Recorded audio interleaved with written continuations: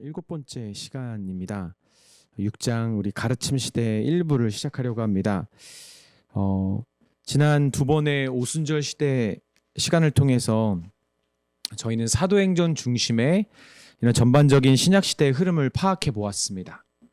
그리고 오늘부터 세 번에 걸쳐서 이 가르침 시대를 통해서 이 신약 성경의 3분의 2를 차지하는 이 서신서들을 자세히 살펴보면서 이 시대에 확장된 하나님 나라의 복음의 일들과 또 그 내용들을 좀 살펴보려고 합니다.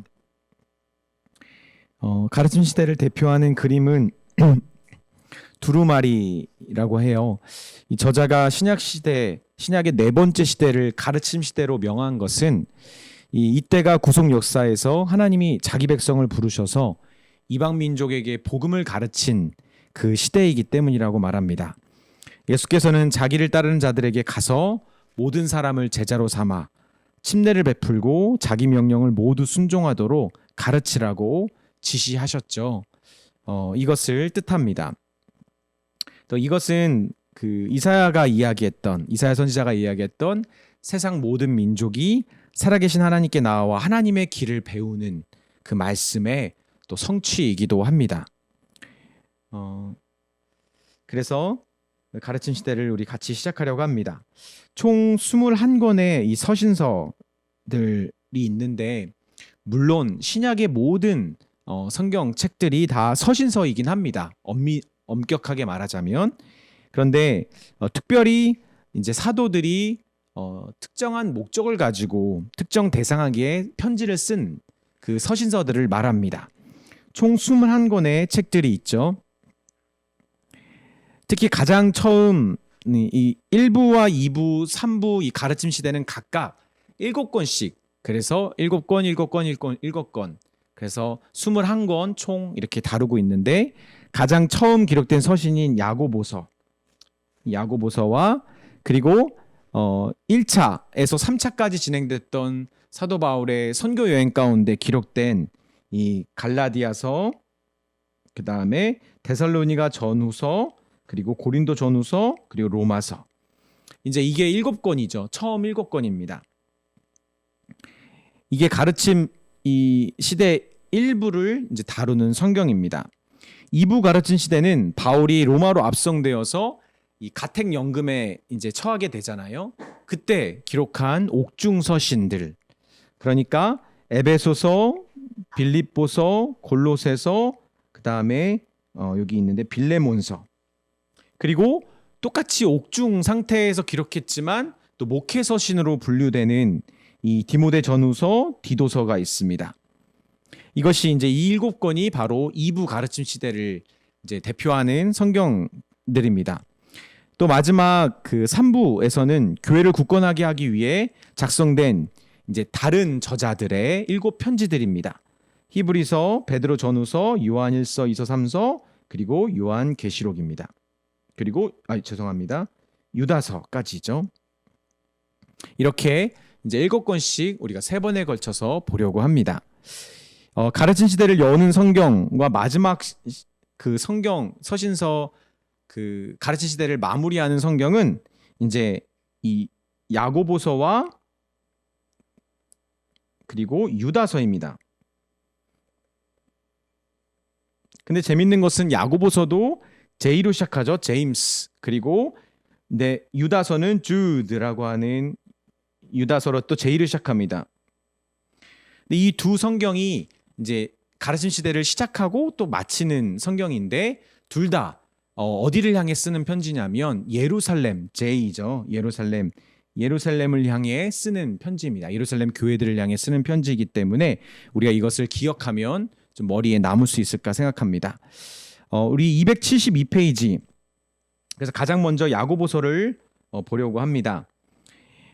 신약의 서신서들뿐만 아니라 모든 성경, 신약 성경 중에서 가장 초기 저작으로 볼 수 있는 야고보서.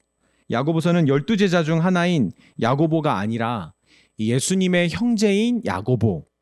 그 야고보가 예루살렘 형제들을 향해 쓴 편지입니다. 그래서 당시 흔한 이름이었던 야고보는 창세기 우리가 알고 있는 야곱 족장 있잖아요. 이 야곱 이름을 딴 것이고 라틴어로 옮겨지고 영어로 온 제임스가 된 것입니다. 그는 주 45년경에 이 편지를 썼습니다.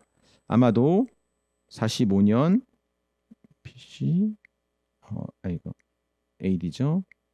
45년에 성경을 기록했을 텐데 이 당시 예루살렘 교회들은 큰 흉년이 있었고요. 그리고 우리가 이 구약 신약을 읽다 이제 초창기 보았었던 것처럼 이 글라디우 황제가 이제 신임했던 총독이 누구냐면 헤롯 아그리파 1세입니다. 근데 글라디우 형제가 유대인들을 미워했잖아요. 그래서 유대인들을 로마에서 이제 추방시키는, 물론 이 크레스토스라고 하는 반란이 일어나서 그 문제 때문이 계기가 되긴 했지만 원체적으로 유대인들을 싫어하는 왕이었고요, 황제였고요. 그리고 그에게 신임을 받아서 세워진 헤롯 아그리파는 당연히 유대인들에게 옹호적인 정책을 필 수 없는 총독이었어요. 그래서 헤롯 아그리파 1세 역시 예루살렘 성도들을 핍박합니다. 그러니까 큰 흉년과 그리고 헤롯 아그리파의 극심한 박해 가운데 있었던 예루살렘 형제들에게 이 야고보는 편지를 쓰는 것이죠. 사도행전 12장에 보면 바로 그때 이 헤롯에 의해서 예루살렘 교회의 원래 첫 수장이라고 말하는 이 예수님의 제자 중 하나인 야고보가 순교를 당합니다. 그리고 베드로가 투옥당하는 일이 발생하죠. 그때 예수님의 형제였고 예수님 사역 당시에는 믿음이 없었다가 부활하신 예수님을 통해 믿음을 갖게 됐던 이 야고보는 아마도 이 사건을 기점으로 예루살렘 교회의 또 다른 지도자가 되었을 것입니다. 야고보는 어떤 특정한 지역 교회보다는 먼저 예루살렘 교회들에게 그리고 나머지 디아스포라 유대인들, 유대 그리스도인들에게 이 편지를 씁니다. 그래서 그는 메시아가 따르는 모든 유대 신자에게 편지를 썼습니다. 우리가 잘 아는 것처럼 이 당시에는 이방 교회들이 막 생겼던 당시가 아니잖아요. 그러니까 특정 교회를 향해 편지를 쓸 수 있는 상황이 아니었습니다. 예루살렘 교회들을 제외하고는. 273페이지 아랫문단을 보면 시작하는 장면이 있죠. 아랫문단, 맨 아랫문단의 시작을 보면 특히 야고보는 믿는 자들에게 시험을 당할 때, 믿는 자들이 시험을 당할 때 인내할 것과 그럼에도 불구하고 그리스도 예수께 신실할 것을 계속 권면하는 내용을 가지고 있죠. 그래서 시련 중에 인내하고 예수를 믿는 일에 지체하지 말라고 권면하는 것이 야고보서의 이제 주된 목적입니다. 좀 더 구체적으로 야고보서를 보면 야고보는 믿음의 형제들에게 행함에 대하여 매우 강조하고 있습니다. 그래서 예전에 어떤 목사님은 이제 오직 믿음이라는 갈라디아서와 야고보서를 병행해서 주일 설교를 하셨던 목사님도 본 적이 있어요. 하지만 이 행함이 곧 구원의 조건이 되는 것이 아니라 바로 은혜를 통해 믿음으로 구원받은 결과, 믿음의 결과로서의 행함입니다. 믿음의 결과로서의 행함. 그래서 믿음에 합당한 선한 삶을 하나님께 보여야 된다라고 강조하는 것입니다.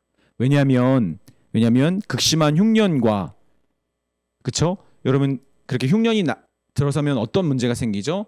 부한 자는 더 부하게 되거나 그리고 빈한 자는 더 빈하게 되는 그런 양극단에 취하게 되잖아요. 그리고 아무래도 다른 사람을 향해 손을 내미는 그 일들이 위축될 것입니다.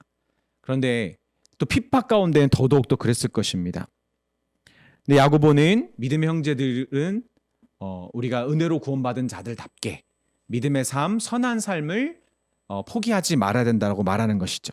274페이지 맨 위에 보면 야고보가 예수님의 산상설교를 암시하는 구절이 20곳이 넘고 구약과 예수님의 말씀 모두 그의 가르침에서 인용되었음을 지적합니다. 저희 이 말씀 사경이기 때문에 저도 야고보를 계속 연구를 하고 있는데 많은 학자들이 동일하게 이 부분을 지적하더라고요. 그리고 그는 총 108개의 구절 중에 무려 59절 가까이 명령문을 사용하면서 신자들에게 믿음의 실천에 대한 호소를 했음을 알 수 있습니다. 특히 내 형제들아, 내 사랑하는 형제들아, 그러므로 형제들아, 계속 반복하면서 계속 이 야고보는 명령합니다. 믿음의 실천에 대한 호소를 아주 강하게 한 것이죠. 특히 가난하고 약한 자들과 같은 이 취약계층에 대한 이 사랑과 그리고 그들을 배려하는 절제를 하는 것, 그것은 내 이웃을 사랑하기를 내 몸과 같이 하라라고 하는 성경 최고의 이 법의 실현이죠. 그래서 275페이지 중간에 보면 저자는 야고보서가 가르쳐주는 믿음 공동체의 특징을 좀 정리해 줍니다. 첫째, 선한 열매가 가득하고 편견과 거짓이 없는 하나님의 지혜를 드러내야 된다는 것. 선한 열매가 있어야 된다는 것. 둘째, 세상과 벗이 되면 안 된다는 것. 그렇게 되면 믿음과 증인으로서의 역할에 타협하기 때문에, 따라서 하나님께 헌신된 자세를 지키기 위해 세상의 정욕과 기쁨에 있어서 거리를 두어야 된다라고, 그게 믿음의 공동체의 특징이라고 야고보가 말하고 있습니다. 또 마지막으로는 서로를 위해 기도하며 형제의 몸과 마음의 회복을 위해 이제 응답을 구하라는 거죠, 하나님께. 그렇죠? 그것까지 야고보가 다루어 주고 있습니다. 야고보서는 한마디로 보면, 제가 일부러 조금 더 중요한 것을 뺐어요. 그렇게 굳이 넣지 않았어요. 저희가 사경회 때 하기 때문에. 야고보서를 정리해 보면, 그리스도를 믿는 믿음을 행동으로 옮기라, 너의 믿음을 행동으로 보이라 라고 정리할 수 있습니다. 말씀을 듣기만 하며 행함이 없는 것은 자기를 속이는 것이라고 야고보는 말하죠. 그리고 고난과 갈등 가운데 말씀을 행하는 것만이 하나님의 지혜를 따르는 그리스도인 공동체의 모습이라고 이제 이 야고보는 강조합니다. 그래서 파모 교수는 예수님의 산상설교의 마지막 멘트를 보여주면서 야고보가 환난 중에 있는 그리스도인들에게 아주 강력한 용기를 주고 있다라고 지적합니다. 바로 이 말씀입니다. 그러므로 누구든지 나의 이 말을 듣고 행하는 자는 그 집을 반석 위에 지은 지혜로운 사람 같으리니. 마태복음 7장이잖아요. 산상설교가 끝나면서 예수님이 이 말씀을 듣고 행해야 된다라고 강조하는 내용입니다. 그래서 야고보서가 이 말씀을 연상시킨다라고 이렇게 저자가 말하는 것이죠. 그리고 이제 첫 서신서인 야고보가 끝나고 사도 바울의 교회들을 향한 편지들을 볼 차례입니다. 바울은 1차 선교 여행을 마치고 그리고 돌아와서 갈라디아 이 지역 교회들에게 편지를 한 편 보냅니다. 그래서 1차 선교 때, 사실은 1차 선교 중간이 아니라 거의 끝나고 나서이죠. 직후 이제 한 편의 편지를 쓰고요. 서신서를 쓰고요. 그리고 2차 때 데살로니가 전후서 이제 2권의 편지를 씁니다. 그리고 3차 때 3권의 편지를 씁니다. 아주 외우기 쉽죠. 그렇죠? 1차 1편, 2차 2편, 3차 3편 이렇게.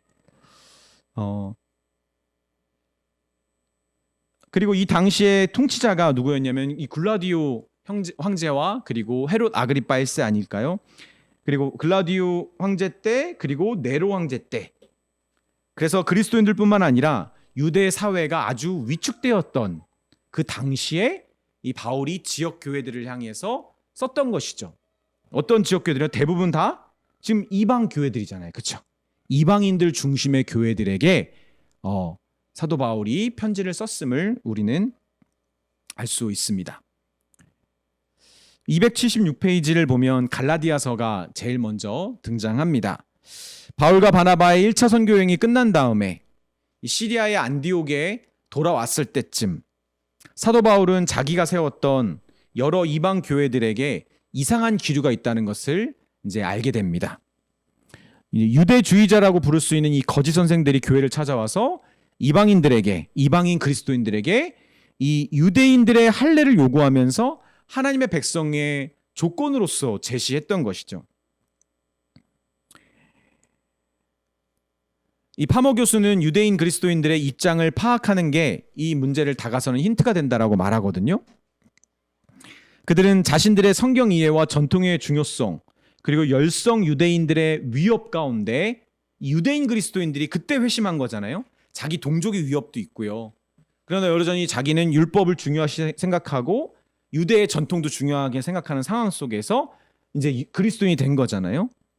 그런데 상대적으로 아무런 대가 없이 이제 예수님을 믿어 하나님의 백성이 되는 이방인들을 볼 때 아마도 불편함이 있었을 것입니다.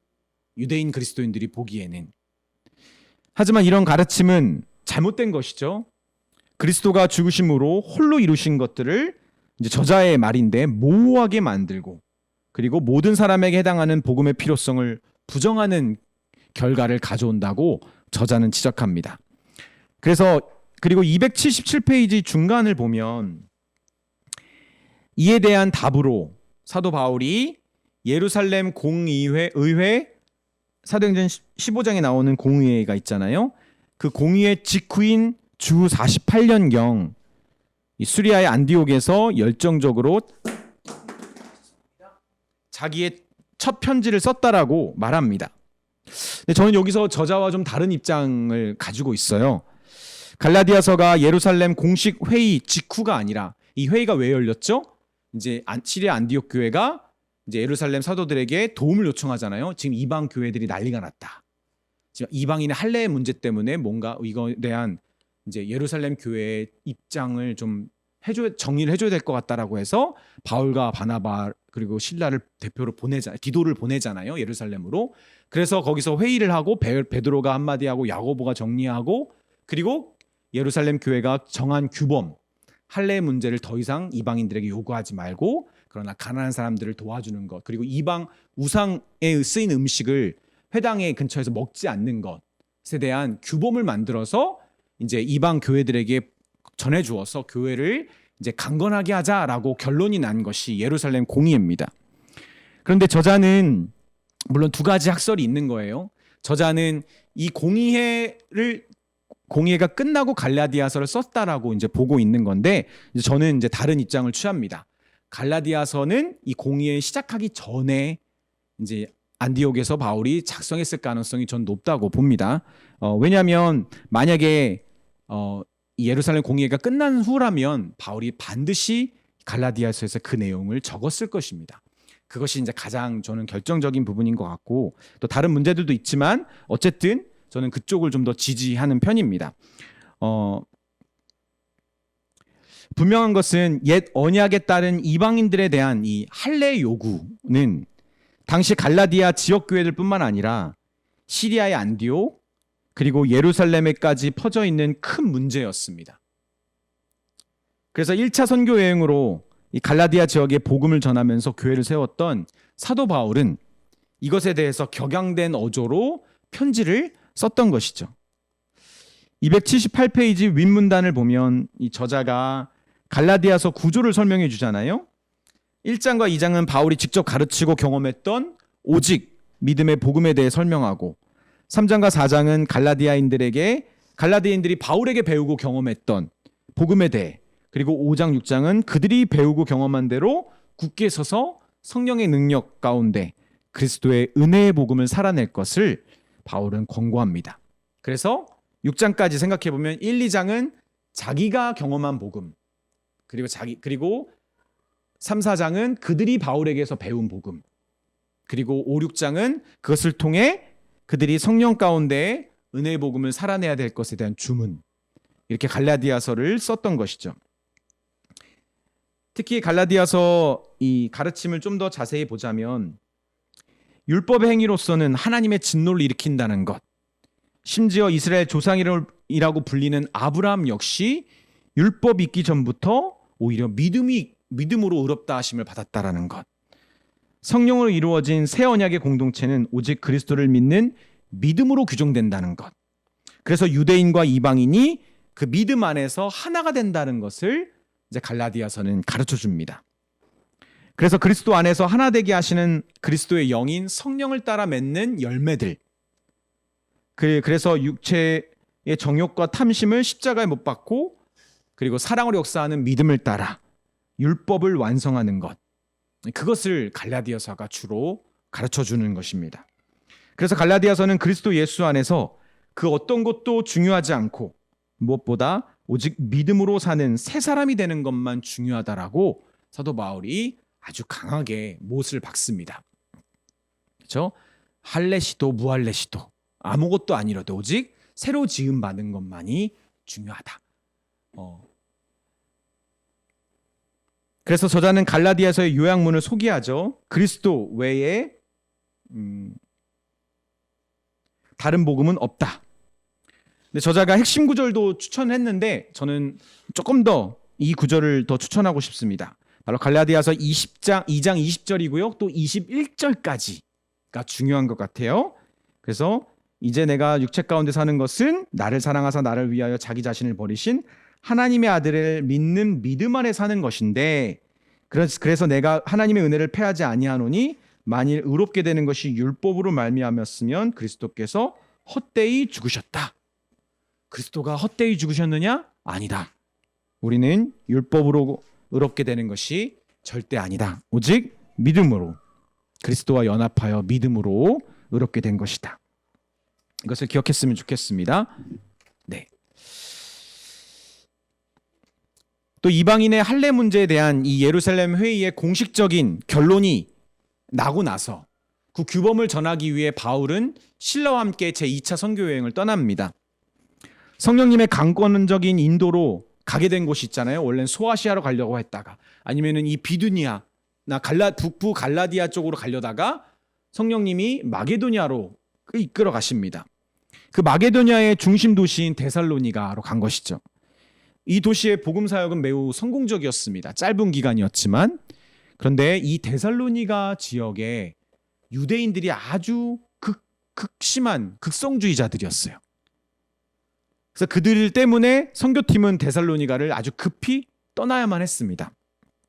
우리가 아는 것처럼 야손의 집에 들어가서 야손과 사람들을 대신 이제 두드려 패고 고통스럽게 해서 바울이 이제는 안 되겠다, 위험하다 생각이 들어서 이제 나오게 되죠.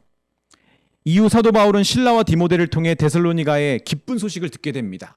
급히 선교팀이 나왔는데, 철수했는데 교회가 계속 믿음의 일들을 해나가고 있다는 소식을 듣고, 또 그래서 교회에 대한 감사와 권면의 말로 이 데살로니가 교회를 격려하고 싶었던 것입니다.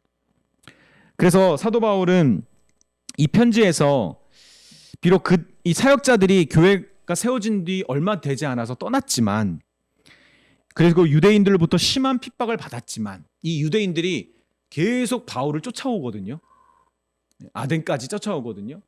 그러니까 얼마나 대단한 사람들이었어요. 그리고 데살로니가에 있는 그리스도인들을 가만 놔뒀을 리 없습니다.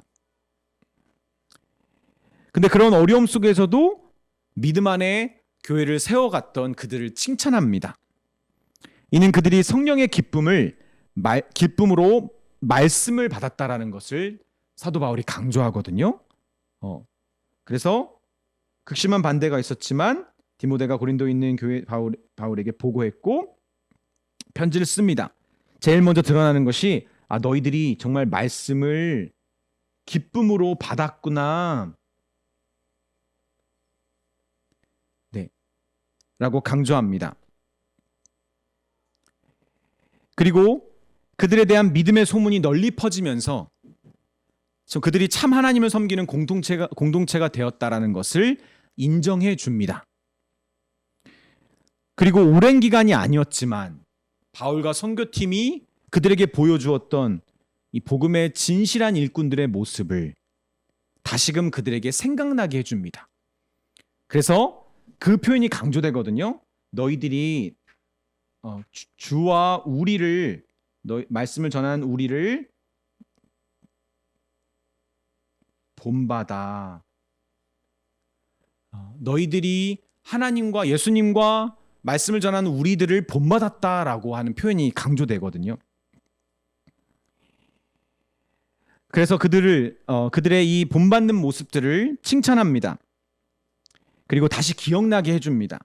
사람이 아니라 하나님을 기쁘시게 하고 하나님의 영광을 추구하는 그런 수고, 그런 자기들이 보여주었던 그런 수고를 그들도 기억해서 그것을 계속 해나가라고 권면하는 것이죠. 그리고 디모데를 자기 대신에 보내면서 그들을 향한 바울의 마음과 또 그들 공동체에 필요했던 거룩함에 대한 권면, 그리고 죽은 자의 부활에 대한 소망을 올바른 소망을 가질 수 있도록 이제 사도 바울이 가르쳐 주는 것입니다. 왜냐하면 당시에 이 데살로니가 교회에 믿는 사람들이 많이 죽었대요. 죽은 사람들이 많이 일어나니까 그 교회 안에 이상한 소문이, 교회 신자들 안에 이상한 소문이 들기 시작하고, 죽음에 대한 그리고 부활에 대한 이제 오해와 그리고 혼동이 교회 안에 있었습니다. 데살로니가에 이 첫 편지를 쓴 지 얼마 되지 않아서 바울은 다시 한번 편지를 씁니다. 그것은 서신을 가지고 왔던 이 디모데를 통해 교회에 일어난 또 다른 소식을 들었기 때문이죠.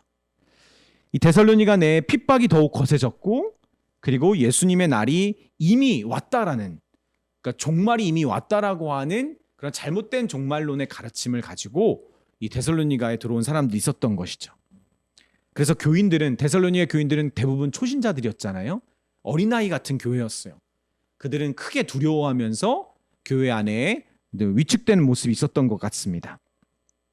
그래서 바울은 좀 더 엄격하게 예수님의 재림 때에 나타날 하나님의 심판을 가르쳐 줍니다. 그리고 그릇된 종말론으로 또 게으름에 빠진 자들을 경고하고요. 공동체 내의 사랑의 이름으로 이제 부유한 자들에게 등에 업혀서 가려고 하는 그 게으른 자들을 꾸짖고 그렇게 하지 못하도록 권면하는 내용이 이 데살로니가 후서입니다. 그래서 데살로니가의 그 편지의 전체 요약문을 저자는 그리스도의 재림을 위해 살라라고 정합니다.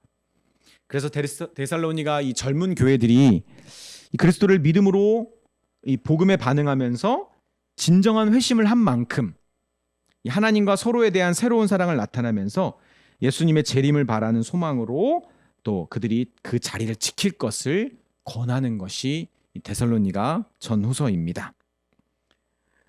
그래서 주제 말씀은 평강의 하나님이 친히 너희를 온전히 거룩하게 하시고 또 너희의 온 영과 혼과 몸이 우리 주 예수 그리스도께서 강림하실 때에 흠없게 보존되기를 원하노라. 이건 제가 추가했는데 너희를 부르시는 이는 미쁘시니 그가 또한 이루시리라.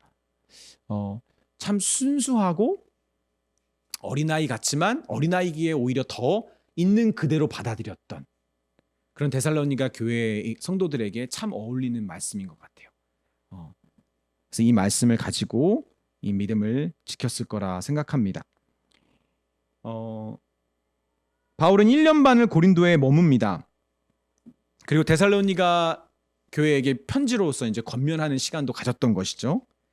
그때 바울은 함께 사역했던 이 브리스가와 아골라를 에베소에 잠깐 남겨두고 그리고 다시 안디옥으로 돌아가게 되죠. 그리고 나서 세 번째 선교 여행을 떠나서 에베소에 가장 먼저 3년간 머물면서 바울은 고린도 교회 성도들을 그들이 이제 바울에게 찾아와서 요구했던 물어보았던 질문들에 답하는 편지를 이제 씁니다. 이에 사도 바울은 이제 구체적인 내용들을 이제 답하게 되는데 그게 바로 고린도전서죠.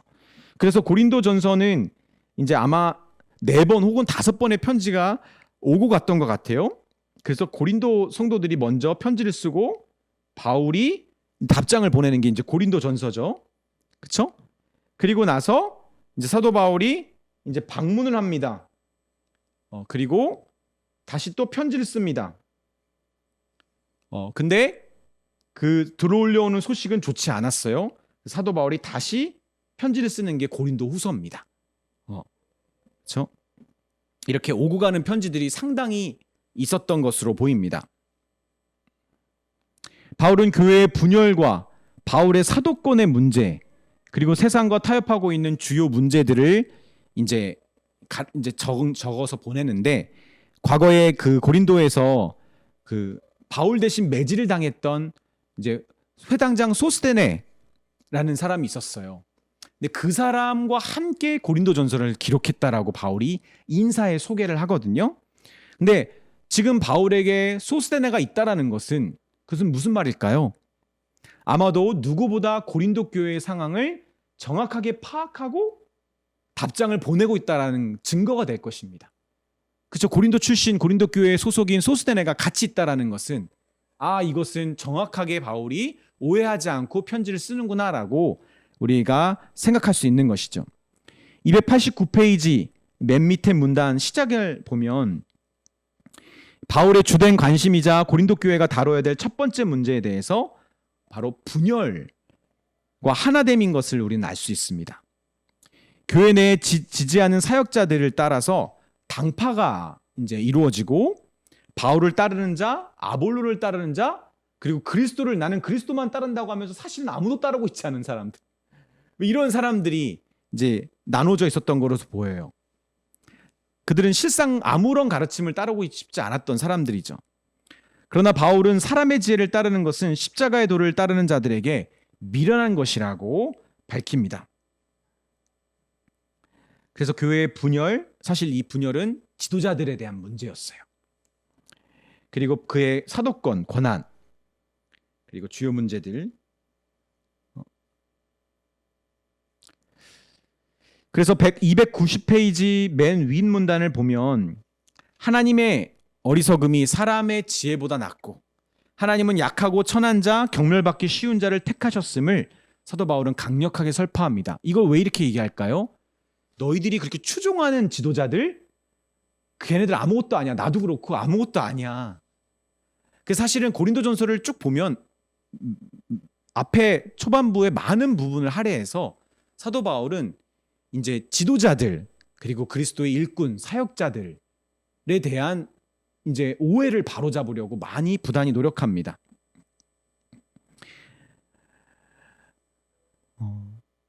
그리고 우리가 아는 유명한 말씀을 이제 소개하는데 이는 아무 육체도 하나님 앞에서 자랑하지 못하게 하려 함이라 너희는 하나님으로부터 나서 그리스도 예수 안에 있고 예수는 하나님으로부터 나와서 우리에게 지혜와 의로움과 거룩함과 구원함이 되셨으니 누가? 예수가. 그러니까 우리가 할 수 있는 게 없는 거죠. 기록된 바 자랑하는 자는 주 안에서 자랑하라 함과 같게 하려 함이라. 이 고린도전서 1장에서 말하는 이 바울의 이 말을 사람의 지혜는 어리석고 오직 하나님의 지혜이고 오직 자랑할 자는 그리스도밖에 자랑할 것이 없고 그리스도가 우리에게 지혜와 의로움과 거룩함과 구원함이 모두 다 되셨다 라고 강력하게 말하면서 이미 초반부터 끝내는 거예요.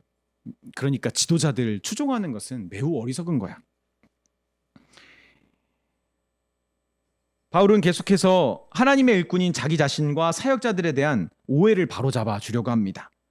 그리고 우리가 잘 아는 너희는 하나님의 성전인 것과 하나님의 성령이 너희 안에 계시는 것을 알지 못하느냐?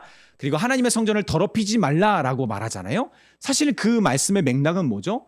사역자들에 대한 질책이었어요. 하나님의 성전인 교회를 어지럽히지 말라. 팔을 만들어가지고 추종자들을 만들지 말라라고 지도자들에게 질책하는 내용이었죠. 오직 하나님의 일꾼은 예수께 속한 그리스도의 일꾼이고 맡은 자에게 구할 것은 충성밖에 없음을 이제 바울이 지도자들에게 이제 질책하는 것입니다. 고린도전서 4장까지의 바울의 권면을 보면 결국 교회의 분열은 사역자들의 스스로 교만함에 인한 것이고 그리고 하나님의 일꾼에 대한 올바른 인식이 중요하다는 것을 바울은 강조하고 있습니다. 그래서 교회 안에 당파를 조장하거나 방치하는 교만한 사역자들을 특히 경고하며 질책하는 것입니다. 또 교회 안에 벌어진 음행의 문제를 교회 회중이 바로잡지 않은 것을 또 바울이 꾸짖죠. 분열을 바로잡지 않는 것만큼이나 이 음행의 문제를 바로잡지 않는 것도 바울이 보기에는 젖먹이와 같은 어린아이와 같은 신앙의 모습입니다. 그래서 강하게 말하잖아요. 너희들은 젖먹이와 같아서 씹을 수가 없다. 그래서 성숙한 것을 줄 수가 없다. 되게 수치스러운 말이었어요. 고린도 교회 성도들에게는. 거기다가 교회 안에 형제들 간의 다툼을 해결하지 못하고 세상 법정에게 부탁하게 되는 그런 비참한 모습도 사도 바울이 지적합니다.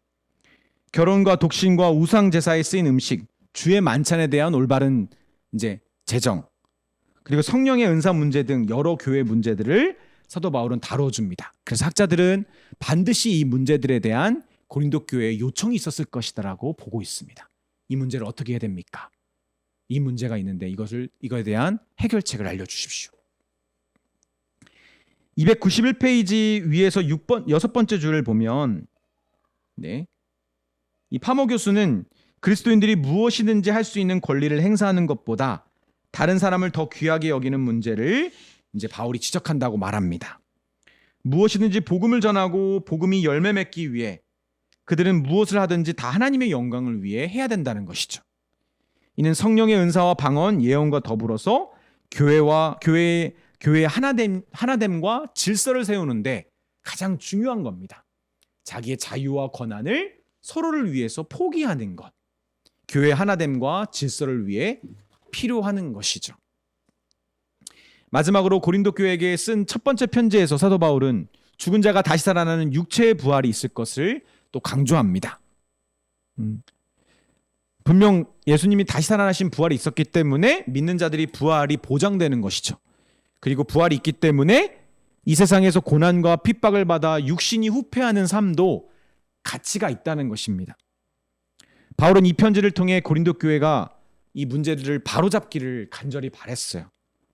그리고 그가 곧 고린도를 방문할 것과 자기 대신 미리 가는 이 디모데를 환대해 줄 것을 요청했습니다. 그렇게 편지를 마치거든요. 그런데 기대와 달리 고린도 교회의 분열과 다른 문제들은 바로잡히지 않았고요. 그리고 또 설상가상으로 가뜩이나 이 바울에 대해서 적대시하는 유대인들, 그리스도인들이든 유대인들이 있었는데 그들이 고린도 교회에 합류했을 가능성을 많이 봅니다. 그래서 바울의 사도권에 대한 더 강력한 도전이 교회 안에 생겼던 것이죠. 이 소식을 디모데로부터 급히 들었던 사도 바울은 서둘러서 에베소에서 잠깐 고린도로 넘어가서 방문을 합니다.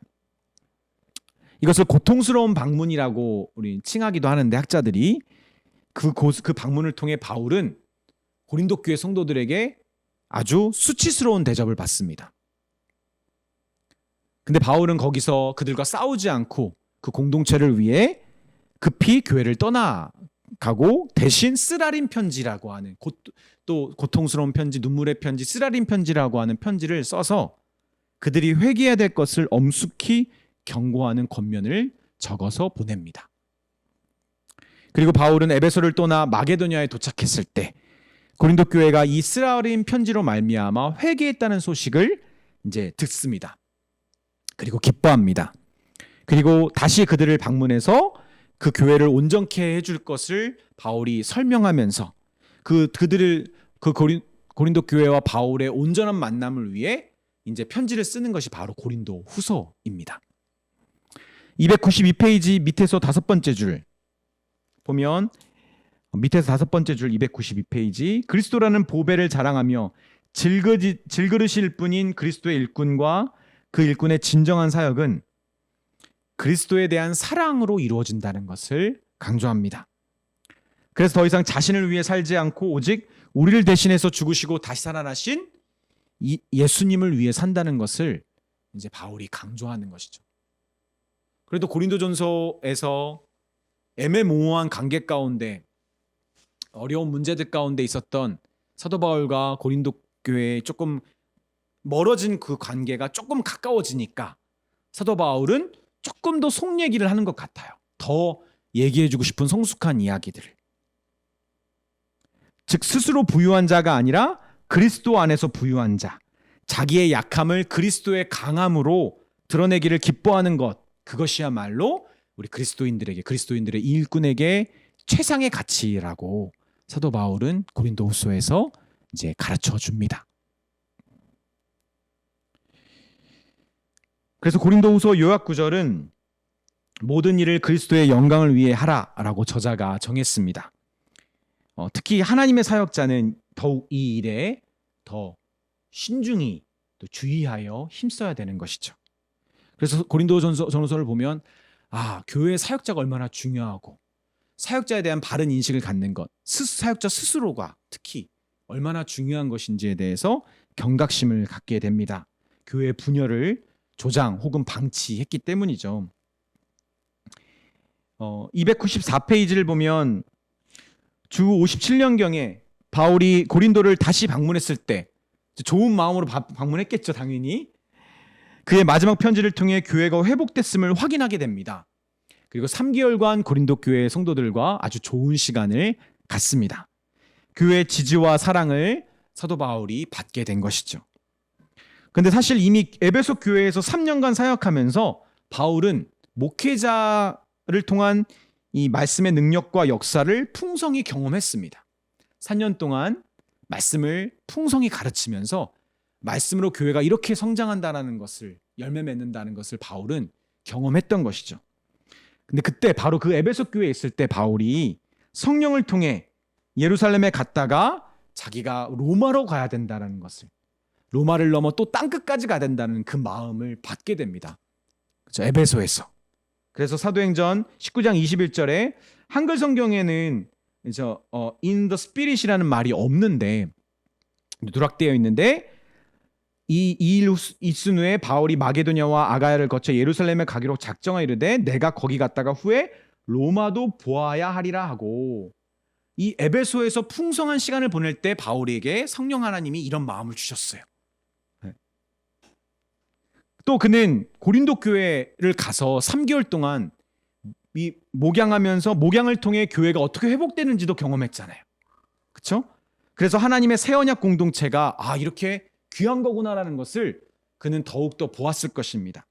근데 바로 그때 사도 바울은 로마 교회와 그곳을 넘어 저 땅끝 서바나, 오늘날 스페인이라고 하는 곳까지 복음을 들고 가기로 그는 결정한 것입니다. 확증한 것이죠. 이 고린도에서. 그래서 바울은 로마 교회를 방문하기 전에 고린도에서 에베소에서 함께 사역했던 브리스가와 아굴라를 통해 이 로마에 대한 소식을 들었을 가능성이 매우 높고, 또 그렇게 만나본 적 없었던, 자기가 세우지도 않았던 로마 교회와의 만남을 위해 편지를 쓰기 시작합니다. 그게 바로 로마서인 것이죠. 네. 295페이지 중간 살짝 밑 문단을 보면 로마서는 바울의 편지 중에 가장 길고 기독교 복음이 가장 풍성히 진술되어 있다고 말할 수 있습니다. 여기서 제가 풍성이라고 약간 단어를 바꿨어요. 저는 조금 과한 표현인 것 같아서. 네. 특히 그의 사도권에 대한 도전이나, 그리고 바울이 자세히 알 수밖에 없는, 자기가 개척했기 때문에 혹은 가봤기 때문에, 만나봤기 때문에 그런 교회의 구체적인 문제들에 치우쳐지지 않는 그런 상황에서 쓴 유일한 편지이거든요. 로마서는. 그리고 교회를 가본 적이 없으니까 그 교회에 대해 자세히 몰라요. 그러니까 어떠한 편견도 사실은 거의 없는 거예요, 사도 바울은. 그리고 자기에 대한 도전도 없으니까 마음 놓고 복음에 대해서 얘기할 수 있는 거예요. 그렇죠? 저는 그 느낌을 알아요. 왜냐하면 회중이 정말 말씀을 듣고자 하는 마음으로 정말 가르쳐 주십시오, 받겠습니다라는 느낌과 듣는 것과, 회중이 한번 잘 얘기해나 보자라고 하면서 듣는 것과는 너무 다르거든, 느낌이. 목회자, 전하는 자로서. 근데 그렇다고 해서 로마 교회가 아무런 문제가 없었던 게 아니에요. 우리가 아는 것처럼 당시 로마 글라우디오 황제 재위 때 이 크레스토스 분쟁으로 인해서 로마 내의 유대인들과 그리스도인들, 유대인들이 다 쫓겨나게 되잖아요. 따라서 맨 처음 그 로마 교회를 이제 이 오순절 이후에 성령을 받아서 로마로 갔던 사람들 중에 이 로마 교회를 맨 처음 세웠던 유대인 그리스도인들이 로마에서 쫓겨나고, 그 빈자리, 교회 빈자리를 누가 채웠을까요? 이방인 그리스도인들이 그 교회를 채웠을 것입니다.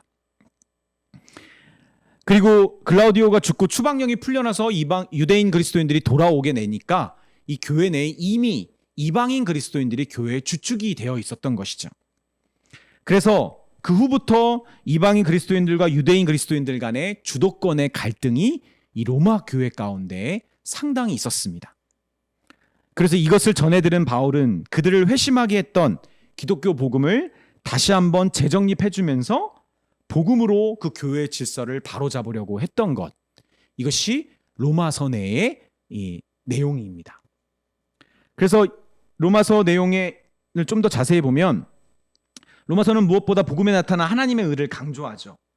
하나님 앞에서 모두가 죄인이며 하나님의 진노 아래에 있는 유대인이든 이방인이든 모두가 오직 그리스도의 십자가에 이루신 의로운 순종으로 말미암아 믿음으로 그 의의 선물을 받게 되었다.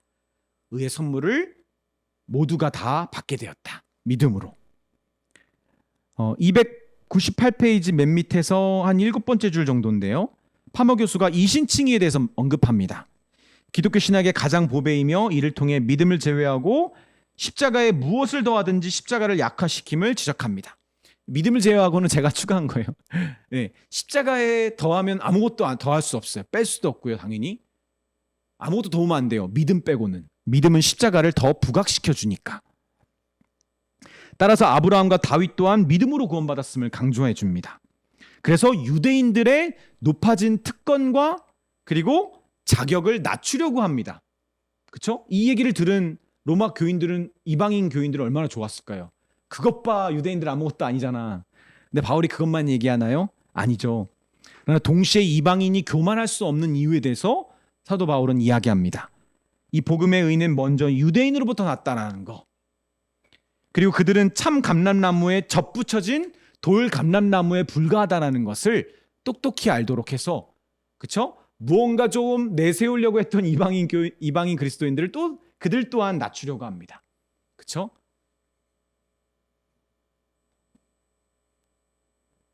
그래서 306페이지 새 문단이 시작하는 거기에 앞에 보면 새 언약 공동체의 생명은 바로 복음에 드러나는 하나님의 자비에 반응해서 성장한다고 강조합니다.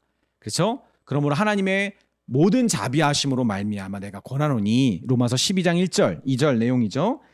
은혜의 선물로 구원받은 이 믿는 자들은 그들의 온 몸과 마음을 하나님이 기뻐하시는 거룩한 산제물로 드리는 것, 그리고 마음과 생각을 변화받아서 하나님의 기뻐하시고 선하신 뜻이 무엇인지를 분별하며 살아가는 것.